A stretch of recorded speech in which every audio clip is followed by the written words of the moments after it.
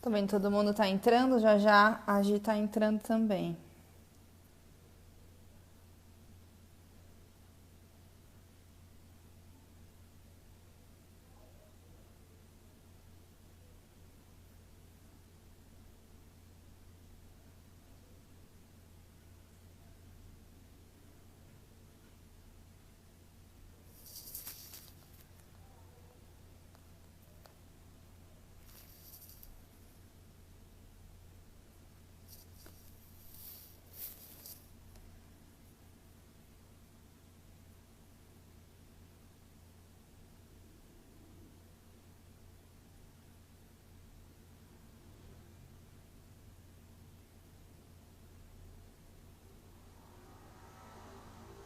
Oi, Carol. Carol falou oi aqui pra mim.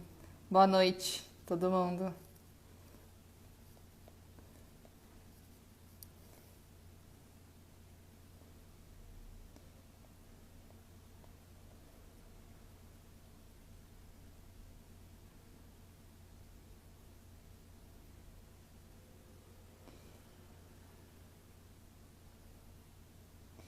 A Gi entrou agora.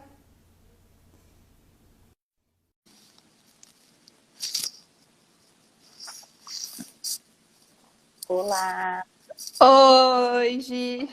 tá me ouvindo Boa bem? Eu noite. resolvi o fone e o microfone porque começaram uns barulhinhos estranhos aqui, eu achei melhor colocar. É? Tô te ouvindo Foi. super bem. Tô te ouvindo Ai, bem. que bom, que ótimo. Boa noite. Boa noite. Bom te receber na nossa live aqui no nosso projeto. Super feliz com o convite. Feliz de verdade. Você virou um Teletubby aqui. Hã? Você virou um Teletubby. Olha só, é que eu tô procurando um filtro. Tá linda, tá linda. O filtro tá lindo. Preciso aprender a fazer isso para ficar linda Não, também. esse aqui, ó, esse aqui é melhor. Vou ficar com ele.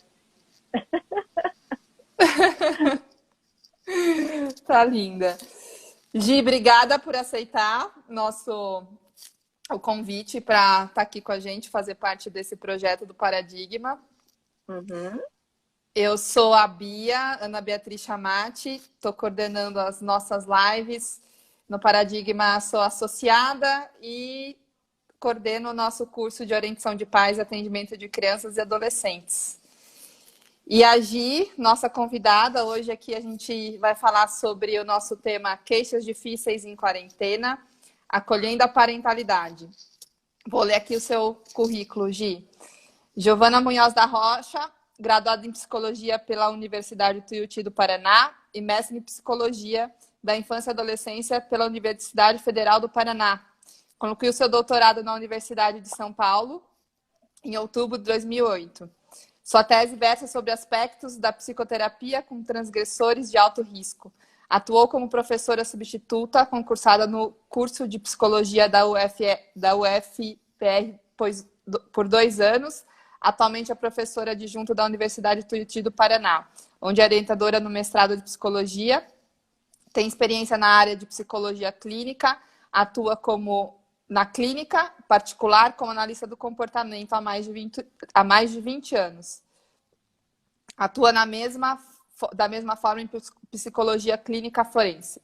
Seus interesses acadêmicos e científicos residem principalmente nos seguintes temas: comportamento antissocial, práticas parentais educativas, análise do comportamento, clínica forense, transtornos de personalidade antissocial, transtornos de conduta, avaliação forense e psicopatia.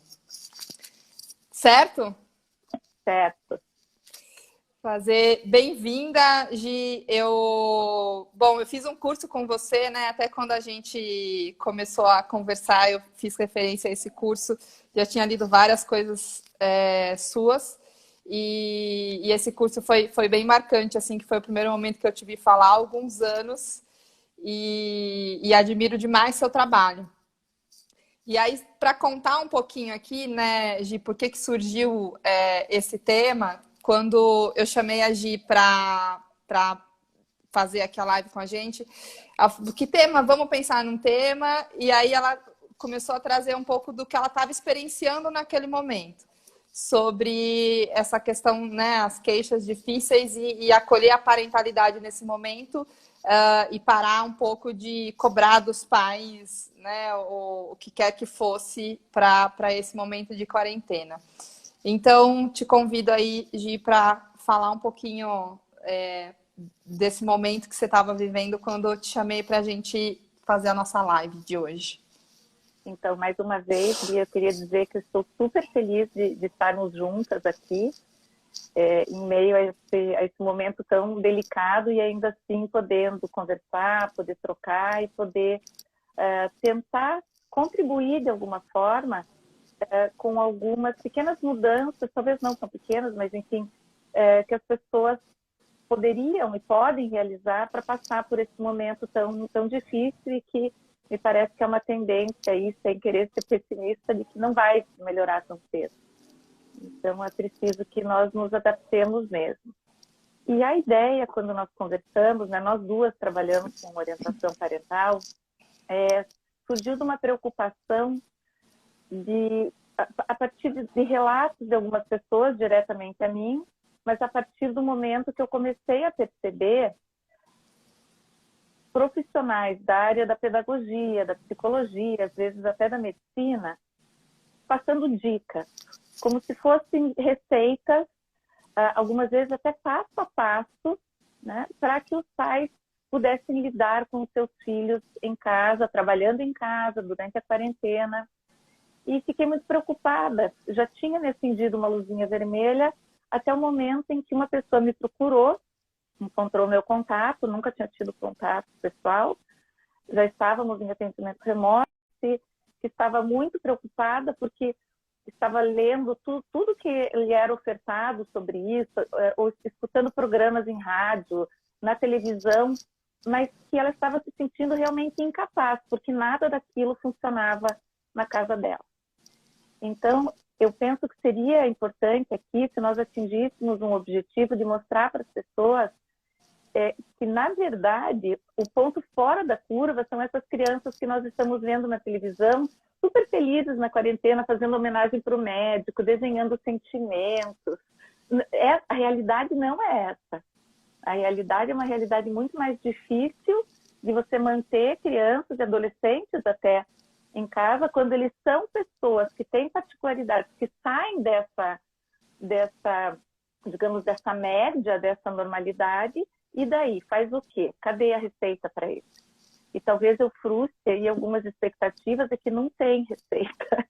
Então, o que a gente veio conversar aqui é como fazer para esses casos onde essas dicas não funcionam.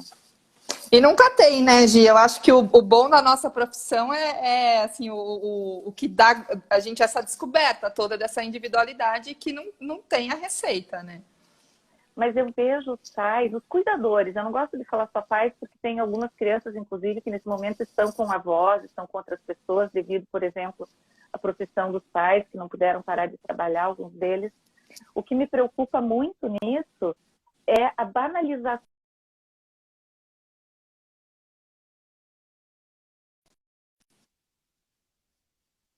Sigam isso e façam assim. Inclusive em algumas lives. Não quero criticar, eu acho muito complicado falar de colegas, mas de que as pessoas tenham um pouquinho mais de cuidado ao fazer orientações de forma generalizada. E esse ponto que você colocou, Bia, é muito legal, porque é uma das pautas que eu acredito que nós, da análise do comportamento, deveríamos mostrar mais para o grande público, ou até mesmo dentro da academia, de que nós, apesar de fazermos ciência, as pessoas muitas vezes acham que isso é muito duro, não tem nada de duro. Nós nos preocupamos também com a individualidade, mas dentro de práticas que de fato mostrem tenham uma probabilidade maior de resultado. E no momento de crise, a gente tem que ter respostas rápidas. Sim, e aí eu acho que esse é um ponto, né, Gi, assim, eu concordo totalmente, eu vou fazer um paralelo, assim, com o atendimento online das crianças, porque eu me senti quase bombardeada, assim, tanto de um lado da área, quanto de um lado de alunos, enfim, assim, como se eu tivesse que saber atender as crianças online. E acho que um pouco desse, né, tanto desse lugar dos pais terem que saber e ter que lidar e ter uma receita aí para isso, como se a gente não tivesse num momento cheio de desafios e desse olhar mais único, né? E a gente poder olhar como um processo e não com esse olhar assim, tipo, pá, dá uma resposta e pronto, isso tem que funcionar. Uhum. E as pessoas buscam muito isso. Quando eu digo que nós tornar mais rápidas, oferecer, por exemplo, reflexões que levem a mudança.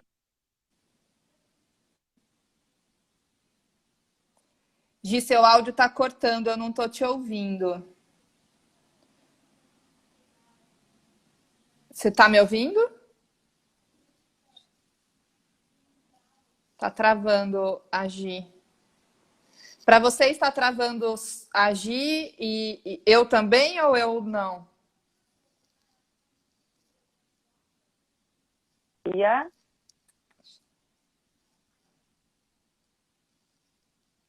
O áudio está cortando.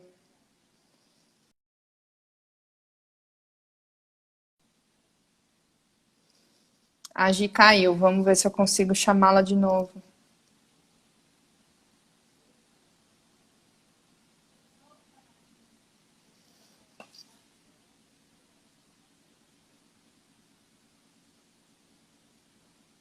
Obrigada, Clary. Só ela tá cortando. Oi. Oi, Gi. O teu estava falhando para mim também. Será que é minha internet? Então, eles escreveram aqui que você estava travando, o meu não para eles. Então é aqui, desculpa, gente. Vamos, faz parte do processo. Vamos ver se agora vai. Agora vocês estão ouvindo a gente? Eu me perdi um pouquinho. Tá, pronto, eles falaram que agora tá bom. Vamos voltar. Acho que eu também acabei me perdendo, mas vamos voltar do ponto que você estava dizendo sobre a ciência, o que a análise de comportamento pode contribuir, como a gente tem um valor e como a gente pode trazer o que a gente sabe presente para esses pais, assim, né? Isso. Como é que você vê tanto como a gente pode atuar, né? Como esses casos que chegaram até você, como é que você conseguiu atuar aí para trazer esse acolhimento para esses pais e também ajuda? Então, a palavra é exatamente essa. Primeiro, um acolhimento. Nós aprendemos, eu não sei se você já teve a oportunidade de fazer algum curso de psicologia das emergências e acidentes. Não. Ela tem nomes diferentes em alguns lugares. E uma das primeiras coisas que a gente aprende é que quando uma pessoa está tendo uma crise de ansiedade, por exemplo, frente a um incidente, perdeu a casa numa enchente, acabou de bater o carro, acho que do bater o carro é mais próximo de todos nós, de que a primeira coisa que você não diz de jeito nenhum é calma. Isso vem bem de encontro ao que nós temos feito, né, na comportamental, que é de ajudar a pessoa a aceitar que, de fato, naquele momento, tudo que ela está sentindo é apropriado. Nós estamos, de fato, vivendo uma crise. Então, eu penso que o acolhimento começa desta forma, né, com essa escuta muito, muito acolhedora. São pessoas, eu não sei qual é o perfil aí seu, talvez você possa falar um pouquinho, mas dificilmente alguém que me procura para trabalhar com orientação parental ou para trabalhar com os adolescentes, eu hoje não atendo mais criança, estão procurando um psicólogo pela primeira vez. Então, eles vêm muito desmotivados e, nesse momento, isso tende a piorar. Inclusive, por causa do atendimento online, a pessoa que procura já meio descrente, se ela procura porque não tem mais jeito, porque se deixar mais uns dias, ela pensa que alguma coisa muito ruim pode acontecer dentro de casa. Em termos de agressão, alguns relatam até questão de suicídio, né, de medo de uma tentativa de suicídio. Então, tem surgido dessa forma, nesse contexto. E a primeira coisa, então, que eu acho que é indispensável a gente pegar essa palavra que nós usamos aqui para descrever o título da nossa live, e que é isso. A primeira coisa é acolher. Muitas vezes eu sinto nessas coisas prontas, é quase como os mandos mesmo, né? Eu dizendo, não, faça assim, assim, assim, assim. E eu não vejo acolhimento aí. Aí eu vejo assim, ó, você está fazendo errado, faz de outro jeito. Ponto. Não sei como é que você vê. Então, eu estava te ouvindo, e eu pensei um pouco assim, né, nos casos que eu atendo, o quanto existe um processo a ser desenvolvido e que os pais precisam, de alguma maneira, estar aberto a esse processo. Em contrapartida, a gente tem uma cultura que quer as coisas muito rápidas e muito prontas. Então, aí eu acho que eu estou pensando um pouco o quanto esse monte de faça isso, faça aquilo e respostinhas e sem olhar, né, dentro para esse olhar que a gente tem, a quem a gente serve, né, e aonde a gente se encontra nesse momento. Então, eu compartilho totalmente desse acolhimento, desse momento de abraçar esses pais e de acolher assim, sinta mesmo, né? Que não é calma, me traz tudo isso que você está sentindo para a gente poder construir juntos. E aí eu queria te ouvir, Gi, assim, se você vê esses pais abertos a essa construção. Porque eu acho que eu sinto muitos pais buscando respostas prontas e junto comigo compreendendo que assim, olha, vamos junto, mas eu não vou te dar essa resposta, a gente vai encontrar juntos. Queria te ouvir se isso faz sentido. Faz todo sentido, você me conhece, não só de ter feito o curso comigo, mas a gente conversa e se vê em outras ocasiões. E por que esse acolhimento é tão importante? Para que você quase que prepare o ambiente para que você possa, nesse momento, dizer isso. Eu sou muito franca com os meus clientes. Não interessa se é psicoterapia, se é orientação. E essa é uma frase importante. Olha, não tem resposta rápida para o problema que você está trazendo. Sim, estamos num momento de crise, não sabemos quanto tempo isso durará, e eu prometo trabalhar aqui com você da melhor forma. Mas eu não posso garantir para você que a semana que vem o seu problema estará resolvido.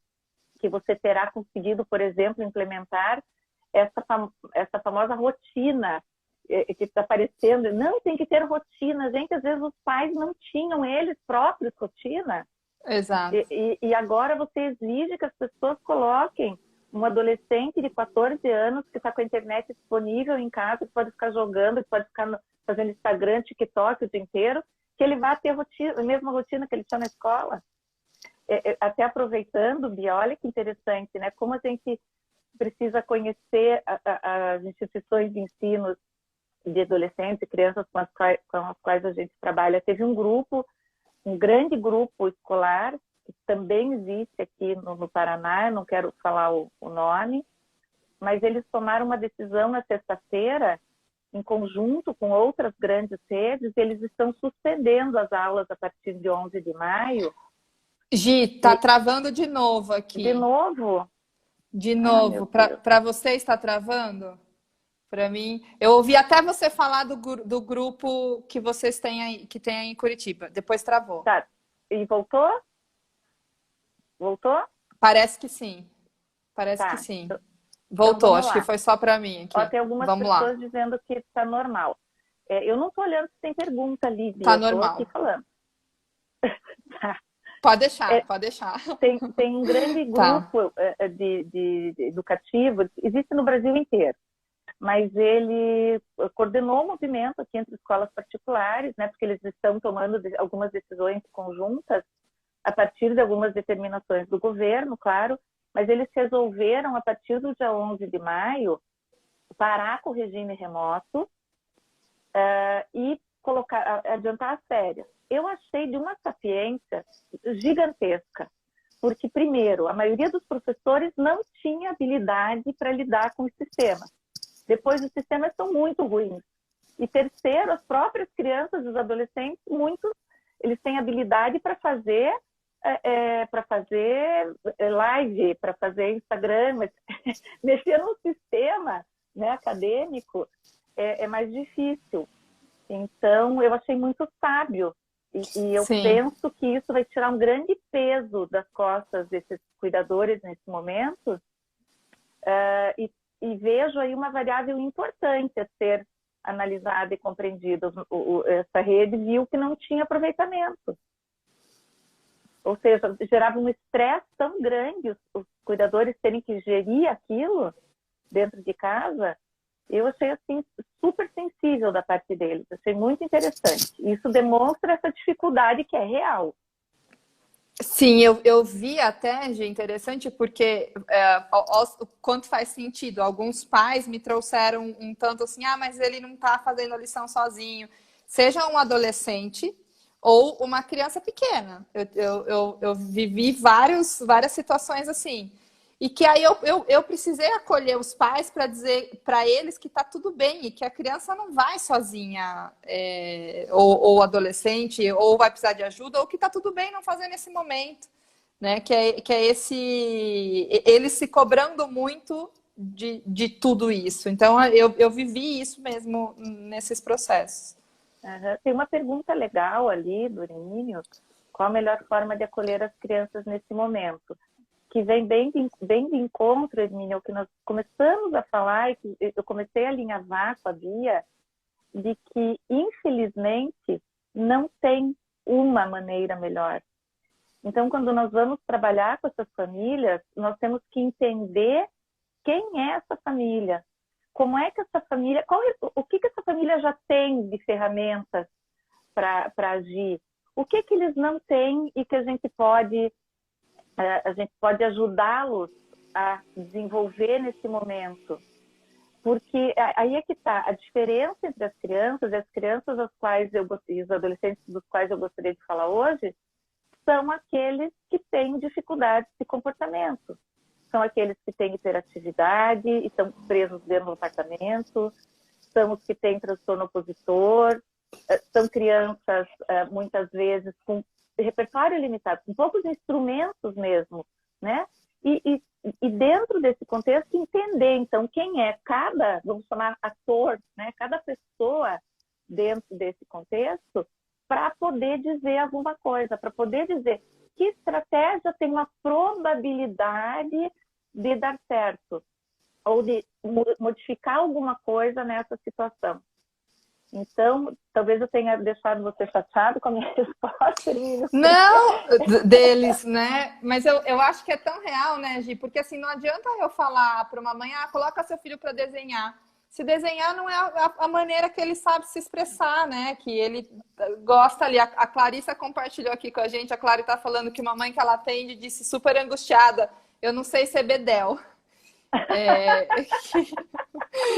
E acho que é esse acolhimento mesmo que a gente está falando, né? Como é que a gente fica nesse lugar. Então, acho importante você estar aí definindo as queixas difíceis, né, Gi? Porque a gente não está dizendo que não vai funcionar para todas as famílias, né? Algumas famílias conseguiram se organizar bem. E algumas famílias que eu atendo, de fato, conseguiram. A gente está trazendo essa complexidade aí, né?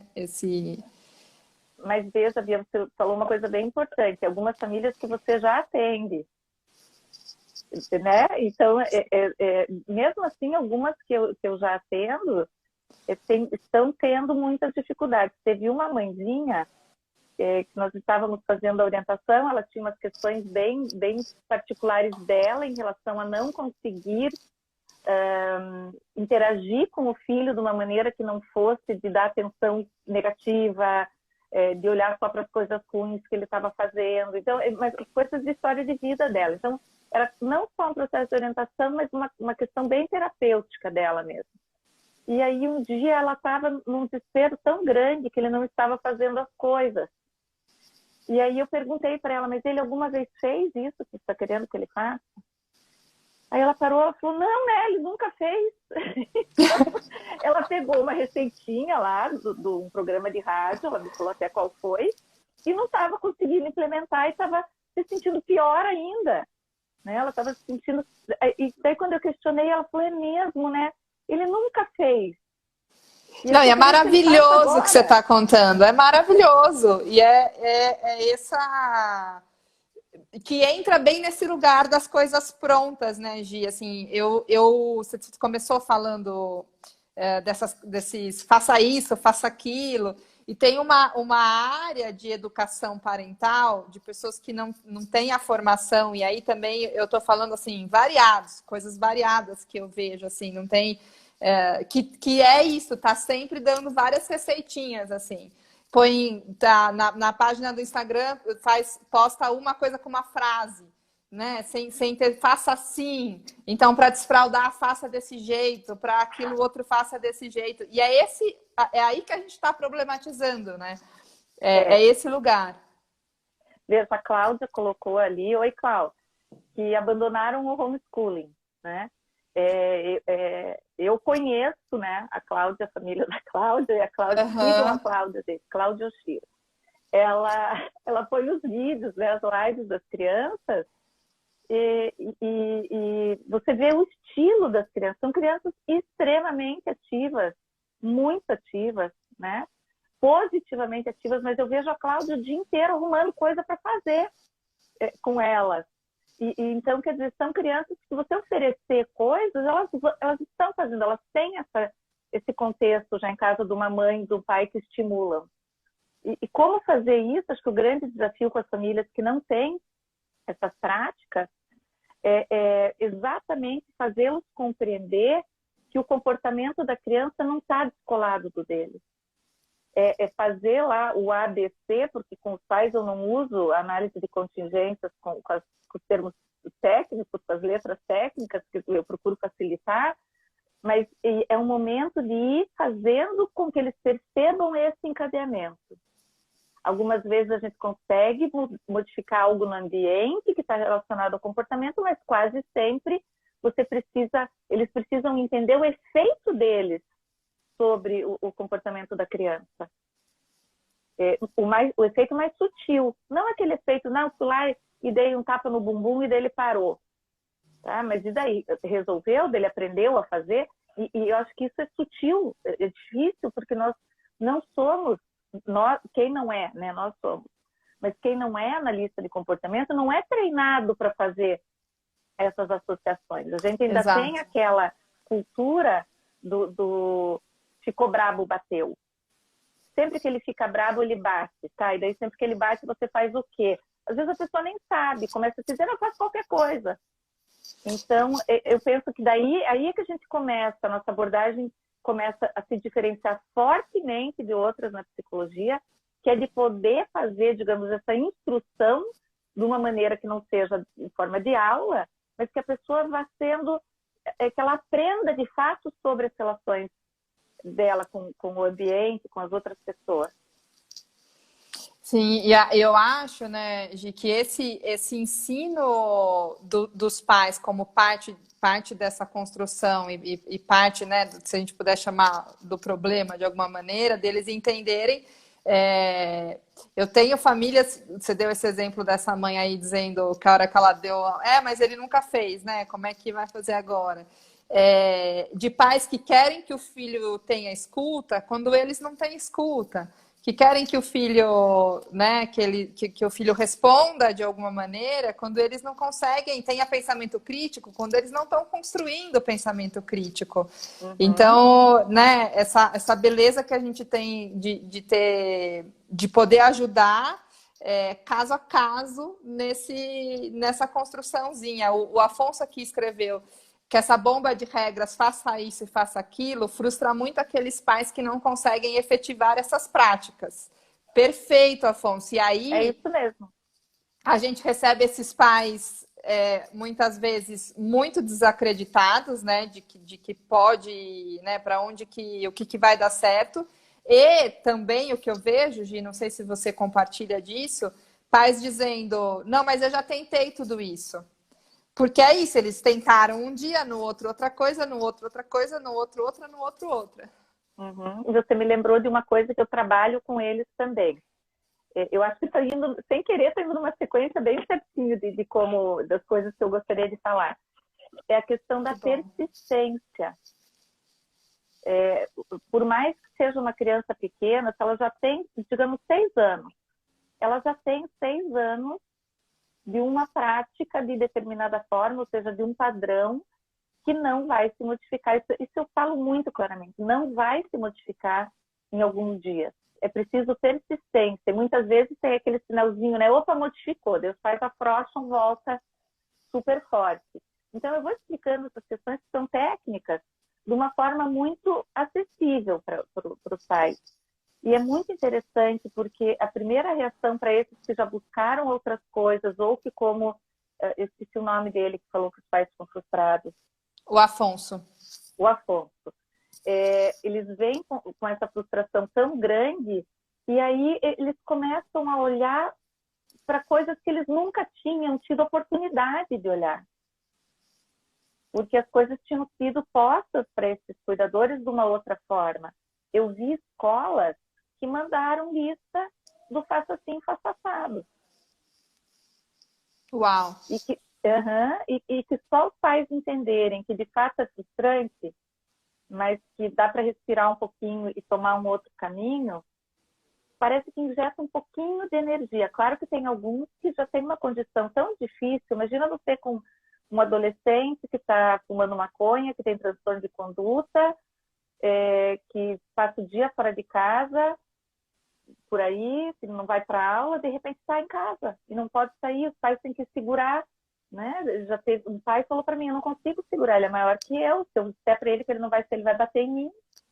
E não tem o que eu faça, o que eu diga que eu posso tirar dele, por exemplo, para que ele se comporte. Então, esse foi um dos casos mais difíceis, porque era quase como que zerar um relacionamento, porque eles não conseguiam ver absolutamente nada de gostoso nessa relação. Era uma parentalidade, assim, perdida no tempo já. Sim. E aí surge nesse momento, né? Que você não pode nem estar... Se agrava, né, Gi? Eu acho que eu tenho visto que casos que eu tenho mais graves se agravaram nesse momento. E aí você falou da persistência. O que eu tenho visto, assim, a persistência, ela fala de processo, né?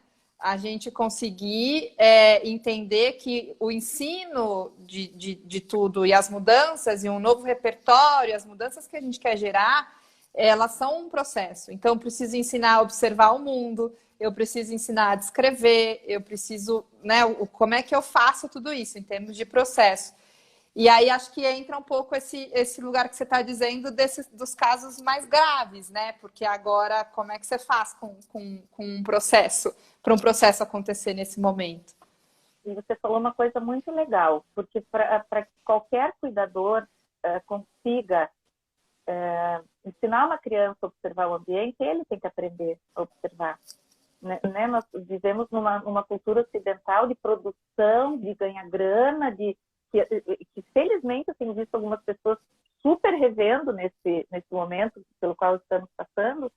E aí, como é que você pede ou você orienta? Não orienta, acho que entra de novo lá no início que a gente falou que não tem receita.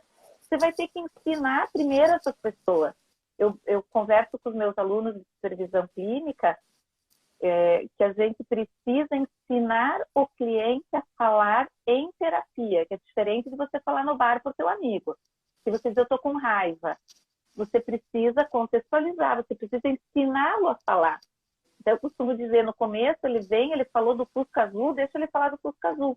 Mas, aos poucos, você vai ter que ir liberando sua atenção para aquilo que é importante. Isso, né, todos nós que temos essa formação aprendemos a fazer dessa forma. Mas isso vale para os pais. Eles não sabem relatar. Eu peço para alguns pais descreverem o comportamento sem as inferências, então vou perguntando de um jeito que não venha já com a interpretação, e aí aquela pergunta simples: e o que estava acontecendo, onde é que vocês estavam, quando ele teve ou ela teve esse comportamento? Às vezes eles não conseguem descrever. Então, como é que você quer que uma família assim faça isso com a criança? Perfeito. Então, por isso que não é um processo, tem famílias que não, tem pais que são super observadores, já chegam, olha, eu percebo que é assim, só que eu não sei o que fazer. Sim, e você vê, assim, Dica, eu tô pensando aqui, né? Eu vivo me questionando e a gente tá o tempo inteiro aí fazendo mil coisas. Como é que nós podemos atuar de uma forma que a gente não, né, a gente não vai dar nada pronto, porque não tem pronto, senão a gente daria, né? Não é que a gente não vai dar porque a gente tem e não quer, é porque não tem pronto, né? Nós, enquanto analistas do comportamento e esse conhecimento, eu tô o tempo inteiro me questionando sobre o que mais eu posso fazer para levar esse nosso conhecimento e o que a gente tem para mais perto das pessoas, né? Acho que as lives é uma maneira, mas como é que você vê, como é que você atua aí e, né, pensando criticamente sobre aquele momento que eu te convidei, que você estava, acho que estava inundada disso naquele momento, né, Gi? Que você falou assim, Bia, tô aqui assim, olha o que tá acontecendo. Queria te ouvir. Então, essa parte, a tecnologia teve aí um tempão disponível, né? Eu me lembro que uns anos atrás, acho que ano passado eu não fiz nenhuma. Eu fazia as lives de psicologia forense e análise do comportamento. Maravilha. E disso surtiu um efeito. Eu até vi aqui uma ex-aluna nossa, hoje mestre, ela é do Piauí, ela veio para cá. Quer dizer, essa tecnologia ela pode nos dar, de fato, uma abrangência, né? Abrir um campo muito maior. A questão é como divulgar que isso está disponível. E aí eu penso que o meio acadêmico tem uma missão muito importante, por meio dos nossos alunos, inclusive, né? Os nossos alunos podem estar, sei lá, segundo, terceiro período, mas eles já têm a propriedade de dizer para familiares, para amigos, tem jeito, tem gente que faz isso, vamos lá, vamos entrar no perfil, vamos procurar, ou é minha professora, ou vamos falar com a minha professora, ver se ela indica alguém. Eu cobro muito, eu digo muito isso para os meus alunos, né? Não adianta a gente ficar preso nesse mundo acadêmico, a gente tem que sair e divulgar isso. Então, eu não acho só que seja pela tecnologia, porque algumas pessoas não sabem nem onde procurar. Vocês têm um canal maravilhoso do Paradigma, com essas questões de levar conhecimento, né, de levar discussões para a comunidade, mas como é que a comunidade fica sabendo que existe? E esse é o grande problema. Você veja, algumas dessas pessoas que estão na mídia não são pessoas qualificadas para falar daquilo, mas são pessoas que de alguma forma chegaram até lá. Então, é muito complicado, eu não sei se dá uma resposta única. Eu estou te falando assim, o que eu faço, o que eu acho que eu posso fazer. E acho que eu trouxe mesmo para a gente falar sobre, né? Porque eu acho que eu me questiono o tempo inteiro sobre isso, então eu levo o mesmo para os meus alunos, às vezes eu tenho alguns que falam, mas me chamaram para dar uma entrevista não sei aonde, ou para dar uma palestra em tal lugar. Eu nunca fiz, ou eu não sei fazer. Eu falei, não, você sabe, né? Vamos a gente se expor a isso. E acho que eu fico tentando. Outro dia eu estava falando de fazer um material como uma cartilha, assim, sobre esses. E colocar lá no meu site. Eu estava até. A gente foi falando, eu lembrei disso, que eu fui ler o que o Kasdin estava recomendando nesse momento de quarentena, falando de parentalidade. E assim, eu acho, né, e é incrível o que ele produz, e ele estava lá dando algumas orientações, sempre considerando tente, e no final ele fala, se você quiser mais informações e se aprofundar sobre isso, faça o meu curso lá do ABC que ele tem lá no Coursera, e que é o que a gente está falando, né? Então eu acho legal você falar assim, talvez a gente vai frustrar algumas pessoas, porque a gente não veio dar resposta para falar faça assim, a gente veio dizer que é um processo precisa de engajamento, né? E acolher os pais. E aí, Gi, eu acho que assim, a minha pergunta nesse sentido, acho que você foi falando do jeito que você faz, acho que eu faço muito parecido. e eu procuro me engajar cada vez mais no que leva essas informações para a população e engajar pessoas. Tem o projeto do Rizoma Voluntariado, tem várias maneiras. O meu livro, acho que tem um pouco esse que está quase pronto, esse propósito. E eu acho que a gente precisa levar mais esse valor, assim, de levar, que é isso, levar para o aluno, falar que a gente tem do que a gente faz. E eu acho que o grande ponto é a gente concorrer também, é o que você falou, essas pessoas que não têm a formação, de alguma maneira elas chegaram lá, né? Elas estão nesse lugar que tem, sei lá, quantos seguidores no Instagram e estão divulgando as informações desse jeito. E aí eu acho que além da gente, né, olhar um pouco para esse processo e o que a gente pode fazer, a gente também está concorrendo com esse faça assim, porque a gente não vai dizer faça assim.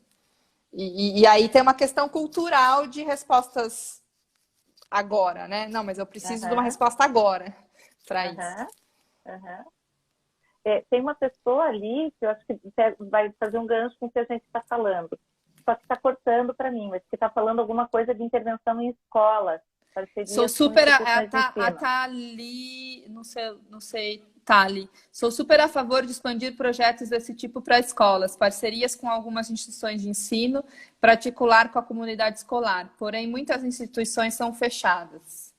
Eu concordo, mas eu gosto de pensar pelos trabalhos de pesquisa, que eu faço muito trabalho, então, com população de criança e adolescente, institucionalizado, não institucionalizado. Então, as escolas são um grande espaço para nós entrarmos. E eu vejo que tem muito a ver com a postura e hoje com uma questão de contrapartida. Tem, sim, escolas fechadas, isso sempre vai existir, mas eu vejo uma avidez das pessoas, assim, tipo, ajude a gente. Eu também. Então, sempre que nós procuramos uma escola para fazer pesquisa, eu ofereço a primeira coisa. Eu digo, olha, eu vim aqui te pedir para fazer uma pesquisa, mas eu vou te dizer que tem contrapartida. Tá? Nós vamos primeiro encaminhar os casos que forem avaliados como casos que necessitam de intervenção gratuita. Se vocês quiserem, a gente vem dar palestra. Se vocês quiserem que a gente faça treinamento para professora, a gente faz. Eu acho que esse é o papel social do psicólogo. Quando a gente escolhe ser psicólogo, muitas vezes a gente está pensando lá no consultório. Mas eu brinco com os meus alunos lá no segundo período, quando eu dou fundamentos de análise do comportamento para eles. Você chegar num curso e ainda dar risada de quem tem cabelo colorido, ou não, ficar brabo com uma pessoa obesa veio sentada do seu lado.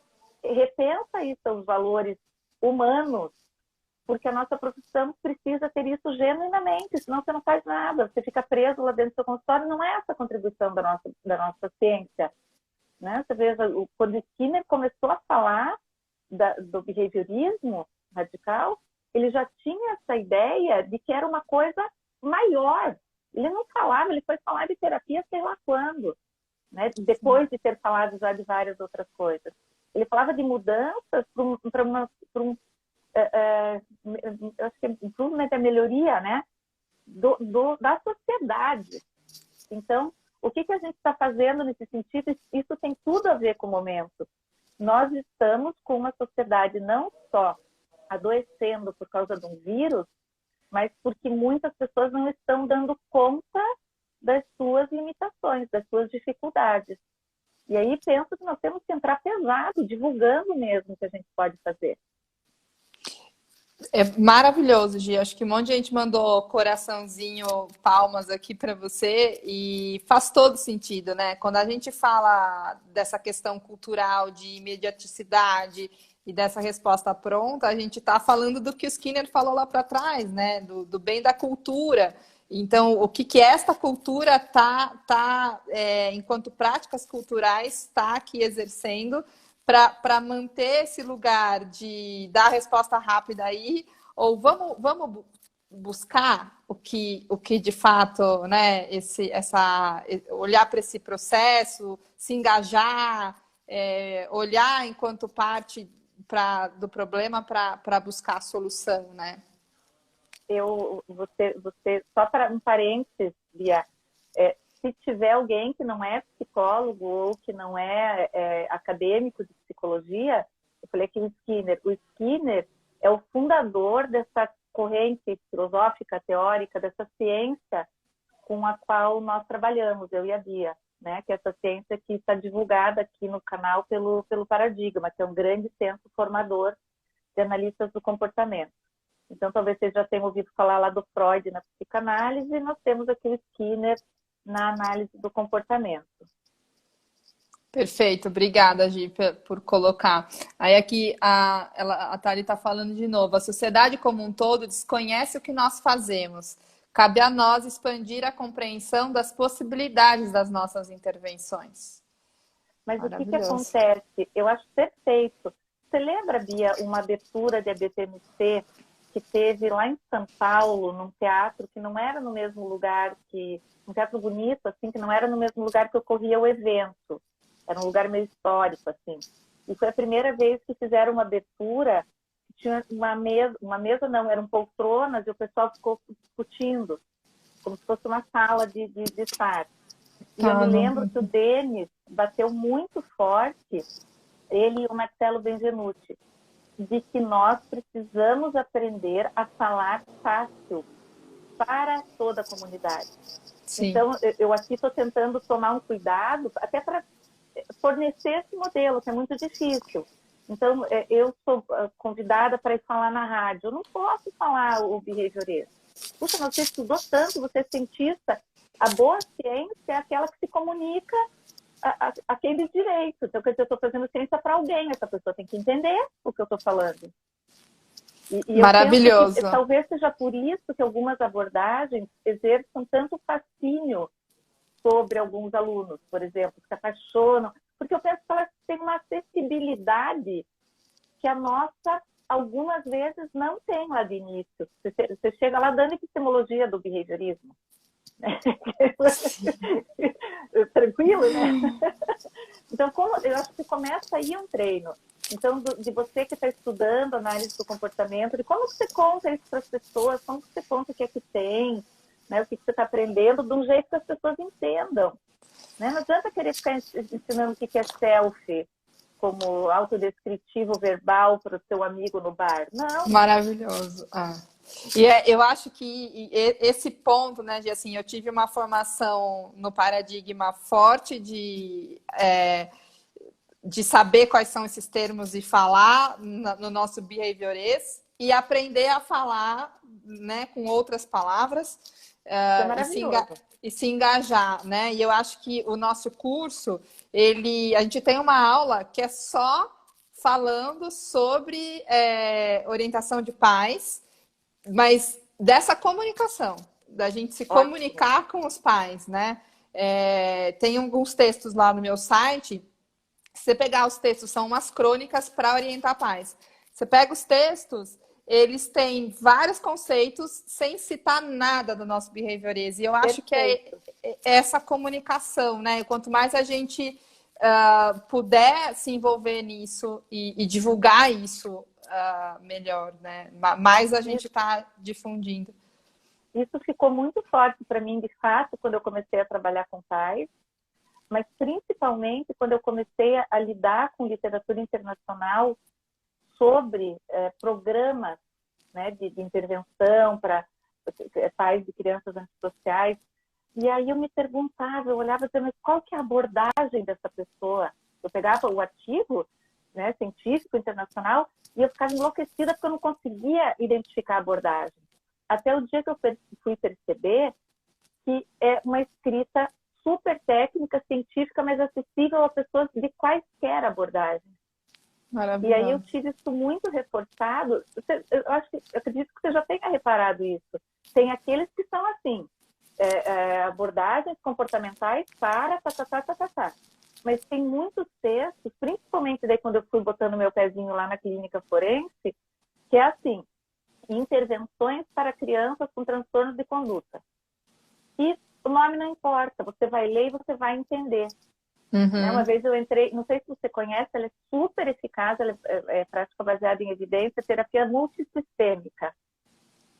Não sei se você já ouviu falar. Sim. Já, E ela não já. é uma terapia sistêmica. Ela é uma terapia de modificação de comportamento que vai engajar todo o ambiente para que a mudança de fato ocorra. E se você fica preso, e a hora que você começa a ler, você vê, puxa vida, eu posso usar isso aqui, tem um monte de coisa aqui que eu posso usar, né? Porque é técnico, é ciência, e os princípios concordam com os nossos princípios. Na forense é Sim, raríssimo sim. você achar um texto que diga que é abordagem ou que fale uma linguagem própria de uma abordagem. Você só vai descobrir se E, for olhar o currículo da pessoa. e eu acho interessante de assim, a Jaide fala muito do livro da Descobrindo Crianças da Oca Lander lá, sabe? Que é Gestalt terapeuta. Exato, e que é um livro maravilhoso. Eu conheci por conta da Jaide esse livro. Eu tenho o pé muito forte na educação, fui para Green School, fui para a Indonésia, e eu vejo essa possibilidade de entrelaçamento e de você falar. Eu vejo muitas coisas que fazem sentido falando da nossa abordagem de alguma maneira, sem falar da nossa abordagem. Sim. E na Que é orientação essa para os pais, a gente comunicação. precisa isso. É isso, se você não for, se você vai com essa ideia de acolhimento, mas você não agir dessa forma, ou seja, sendo super acessível, facilitando a compreensão das pessoas, você não está acolhendo. Que é outra coisa que está na moda, né? Falar de Maravilhoso. compaixão, falar de acolhimento, falar... Gente, se a O pessoa que é chega lá no meu acolher, né? consultório, eu sei, quando eu falo isso, algumas pessoas dizem credo, mas eu tenho cliente que diz assim, olha, isso estava no meu inconsciente desde sempre. Gente, deixa ele com o inconsciente dele, entendeu? Eu acho que nós é que temos que ter ferramentas para entender o que ele está Maravilhoso, falando. maravilhoso. Vê se você vai dizer para o A cliente, Clary ó, não falou. tem inconsciente. Você vai dizer para um pai e para uma De mãe, jeito ó, não nenhum. tem isso. Não tem isso aí. Não, aí é que está o verdadeiro acolhimento. É compreender que a pessoa Maravilhoso. tem essa possibilidade, então vamos lidar com ela. A Clarissa coordena o curso comigo lá no Paradigma, e ela colocou exatamente isso, assim, que esse treino de falar com o público é o nosso grande treino com os pais. E o quando a gente precisa ter esse compromisso, né? Eu acho que até por isso que a gente foi para o grande público, né? Porque a gente estava falando da importância de ter essa habilidade para trabalhar com os pais. Maravilhoso. Ai, tá acabando. Deixa eu olhar Sério? aqui. Sério, tá quase, a gente tem tipo 3, 4 minutos, Gi. Nossa, Queria mãe. ficar. Ah, tem alguém aqui me perguntando onde estão esses textos que eu falei. Os que eu citei estão no meu site, que é meu nome. É bem fácil de achar, é só jogar no Google, Ana Beatriz Chamati, e tem um link lá que, poxa, eu.você. São crônicas que faz todo esse processo que a gente está falando, Gi. Legal. Tem muito material, assim, eu acho que a gente precisa saber divulgar. Eu estava outro dia, essa semana, olhando uma cartilha da Bolsoni Silva, eu esqueci, Sim, da Alessandra. e que é Alessandra. sobre da Alessandra, que é sobre comunicação, uma cartilha e tal, tá disponível online. Eu acho que a gente precisa ter esse engajamento aí, divulgar, e acho que esse grande ponto, assim, aprender a falar, eu estou coordenando o curso agora no HC de desenvolvimento em infância e adolescência, e que não é um curso dentro de uma instituição de análise de comportamento como é do Paradigma. E eu tô levando isso para lá, né? Então a gente precisa, acho maravilhoso. Eu amei nossa conversa. Eu também. Temos. Eu só quero pedir desculpas para o pessoal, que eu fiquei aqui sob controle de não perder o fio da meada. Eu estou super desde cedo hoje dando aula. Então, eu fiquei aqui tão preocupada, eu acabei não dando beijo para ninguém. Eu vi que um monte de gente me mandou beijo, um monte de conhecidas minhas e conhecidos. Então, beijo para todo mundo. Super obrigada. Tem gente que eu brinco assim, você não cansou de me ouvir falar ainda, não? Maravilhoso. Né? Então, aqui, estão prestigiando. E eu fico, mais uma vez, super agradecida. Ai, que saudade da Carol. E fico super agradecida por esse convite, porque o respeito que eu tenho por todos vocês, meus amigos aí do Paradigma, é imensurável, é imenso. Então, para mim, é assim um convite que jamais eu recusaria. Se quiserem, chamem de novo, a gente fala outra coisa. Eu vou chamar, porque a gente também tem, vou falar em nome do Paradigma. É um prazer imenso de te receber e ter você próxima. Eu convidei, vou só contar que eu te convidei para dar um curso, a gente tá vendo o que será, né, Gi? É verdade. Quem sabe até as pessoas poderiam, ó, a Thaís também, vocês poderiam pensar em mandar inbox, né? Tanto lá para o Paradigma ou para mim, se vocês quiserem. Pode E eu mandar não para o queria... Paradigma, para a Gi, que a gente é uma boa, né? A gente ainda não Tá, definiu o tema, mas vai rolar um curso online da Gi. isso. Gente, se vocês quiserem, se vocês entenderem que tem alguma família com perfil que vocês quiserem que eu faça um atendimento, eu estou fazendo atendimento online e não é uma coisa que eu comecei a fazer agora, porque, como a Bia disse, não é fácil fazer. Então, vocês, se quiserem indicar alguém, eu me sinto bem preparada para, nesse momento tão difícil, poder já começar, que não vai ter uma primeira sessão presencial, né? Vocês podem daí fazer contato privado comigo. Eu estou deixando um pouquinho a minha página aberta para vocês poderem entrar, porque meu perfil pessoal é privado, e é esse que eu estou aqui. Eu tenho o profissional que é Psi Giovana MR, que é o aberto e onde eu coloco as coisas, só as coisas profissionais. Bia, super obrigada. Maravilhoso. Amei, Agora amei, amei. temos 2 minutos. Ah, tem 2 minutos? Todo mundo está aqui escrevendo. Ele começa a contar, a contagem regressiva para Ai, que acabar. nervoso! Sim. Pessoal, obrigada. A gente. Ai, Gi, que prazer ter. Olha os privilégios da quarentena também. Poder ter você aqui, ficar 1 hora com você. Poder aqui. A gente conversar, né? Eu acho que isso é uma coisa que a gente vai aprender, né, daqui para frente. Fazer happy hour com os amigos. Esses dias eu fiz com o pessoal lá do norte do país. Maravilhoso. Do norte do Paraná. Maravilhoso. Foi super divertido. Maravilhoso. Eu amei. Super obrigada. Um beijo enorme. Um beijo para todo mundo. Estamos disponíveis. Que o pessoal quiser, pode entrar em contato que a gente responde. Tem tem o Paradigma aqui, a conta da Gi e a minha também. Um beijo enorme, Gi. Super obrigada. Outro. Beijo. Beijo para todo mundo. Obrigada. Tchau. Tchau.